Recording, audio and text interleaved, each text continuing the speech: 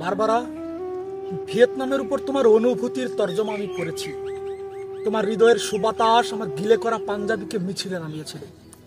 প্রাচ্যের নির্যাতিত মানুষগুলোর জন্য অসীম দরদ ছিল সে লেখায়। আমি তোমার ওই একটি লেখাই পড়েছি, আশীর্বাদ করেছিলাম তোমার সোনার দোয়াত কলম হোক। আমার উপরে জানতে ইচ্ছে করে বারবারা, এখন তুমি কেমন আছো? নিশ্চয়ই তুমি ডেট করতে শিখে গেছো। গাউনের রং আর হেড নিয়ে চার টেবিলে মার সঙ্গে ঝগড়া হয়। অনভ্যস্ত ব্রেশিয়ারের নিচে তোমার হৃদয়কে কি চিরদিনের জন্য ঢেকে দিলে? আমার ভীষণ জানতে ইচ্ছে করে বারবারা। তোমাদের কাগজে নিশ্চয় ইয়াহিয়াখার ছবি ছাপা হয়।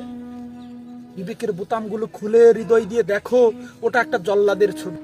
15 লক্ষ নিরস্ত্র লোককে ঠান্ডা মাথায় সে হত্যা করেছে।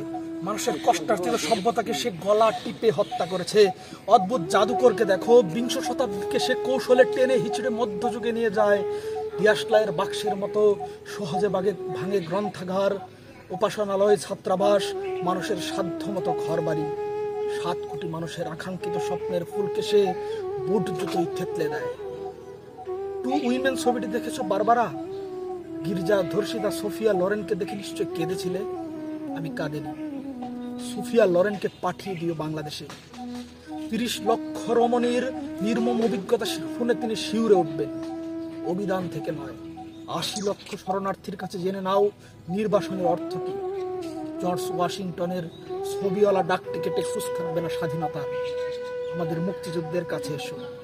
সাধু অব্দের মর্মর মূর্তিকে গণতন্ত্র আর মানবতার জন্য মালির ঘামে ভেজা ফুলের তোরা দিও না।